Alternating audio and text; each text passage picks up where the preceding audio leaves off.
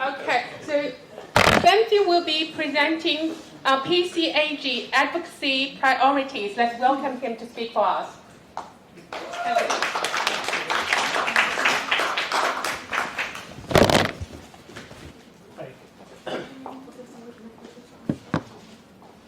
Thanks all for coming in and supporting this initiative. So on behalf of PCAG, welcome everyone. Thanks everyone for coming in. I'd like to acknowledge the issues over the land, and I'll start with the first slide. Right.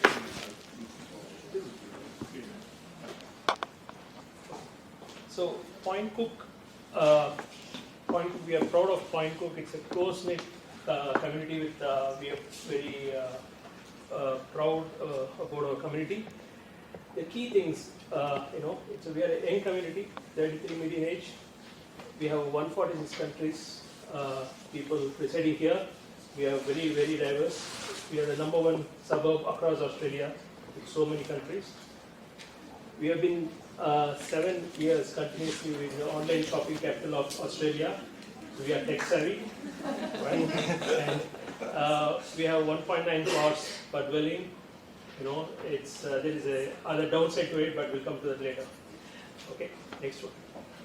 Right, so 41% of our people who have studied, they have bachelor degree and above. So what it shows is we are highly skilled, right?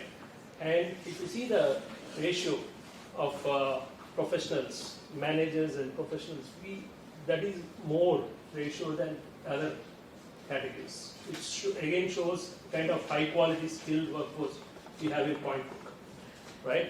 But still, around 59% of the people are forced to go outside Australia, right? So we have so much capacity, skills, but we don't have the local jobs. Coming to the next slide. So based on all these things, we have been working with the community to understand the priorities. We have been running multiple surveys, etc. And based on the surveys, these are the top 5 items that has been listed by the Point Cook community. So very first point is about education and employment. Next one is about public transport. Third one is about medical services. Third one is about crime management, including youth engagement. Fifth one is about indoor sporting opportunities and cultural venues. So let's cover quickly what is the topic and what are the things we are asking for, what is the community is asking for. So in the survey, not only we asked for the priority, we also asked what is the solution, and these are some of the items we have got it. So first one, local education and employment. Of course, the East Valley Employment Precinct, Jasmine has covered it elaborately. But what we want to see is, the things, this is a long-term thing. What we want to immediately see is some satellite hubs for major corporates here that can be started immediately. These are catalyst projects which will attract more investment locally. Then we want new age jobs here.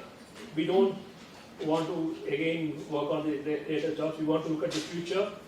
Most of the jobs we are working today will be gone. So we need new age jobs, and for that we need new age schools and new age universities here. We don't have universities here. The council has been pushing for schools, etc., but the community is saying that these kids are going to grow up and they don't have universities here. Okay. We need large-scale IT biotech parks. We need things like green energy research, medical research, agriculture, dairy research, which are our core capability. Next slide. The council has been pushing for schools, etc., but the community is saying that these kids are going to grow up and they don't have universities here. Okay. We need large-scale IT biotech parks. We need things like green energy research, medical research, agriculture, dairy research, which are our core capability. Next slide.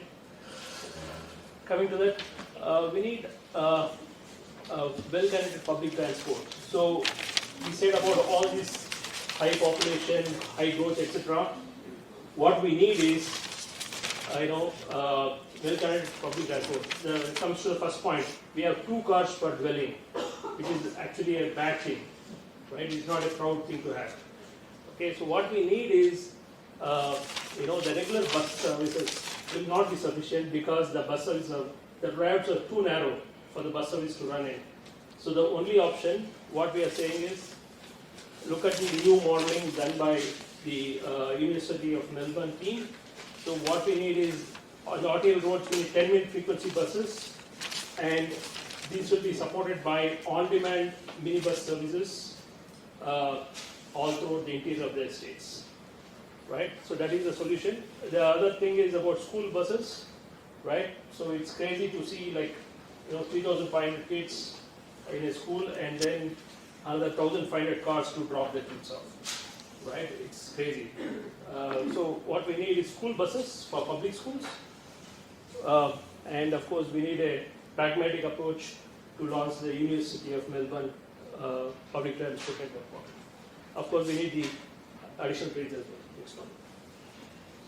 Yeah, in terms of medical services, of course, we have been discussing about medical Mercy Hospital expansion.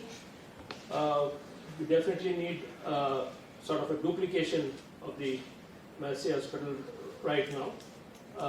And till that is happening, right, what we need is a 24/7 hospital which can take care of small emergencies, right? Small cuts or something like that.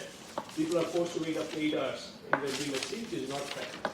Right, so we need, as well as even we don't have a 24 hours pharmacy in Wyndham, right? So we need to have that first thing to happen, and probably extend late night GP services, and till the Mercy Hospital is planned. And the key thing is about Mercy Hospital is it should be based on population projection. It's not about just some numbers. Coming to next one. Crime management and youth engagement. We need, people are literally worried about, some crimes happening on the shopping centers, etc. So people are likely to see more police visible on the roads. And what we need is, the key thing is about having population-based police allocation. Currently, police are allocated on a different methodology, we don't know. But what we need is, we need a set ratio about, for 1,000 people, we need so many police, and that is the methodology which they should be working for. And the last thing is about youth. Everybody is in Point Cook is aware of the issues around youth engagement and youth crimes, etc. So I think we need a long-term policy and long-term pragmatic approach for youth engagement.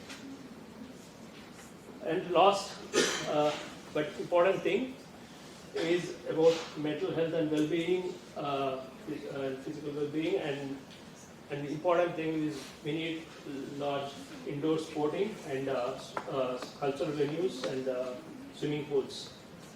So, of course, immediate need is we need to have some on-demand services to these existing services till the new services are built, and after that, the other option is to share all the facilities in the schools to the public during the weekends and evenings, so that we can actually get the people use those services until the new services are built. Of course, we support the Point Cook Indoor Sports Centre promoted by Wyndham and the Western Aquatic Centre promoted by Hobson's Bay. I think that will solve, those two projects will solve it. As well as the Jameson Way Community Centre expansion, that will solve the small gap. Thanks all.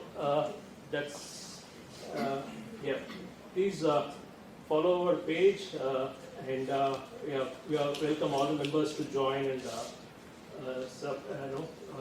be a voice for Point. Thank you.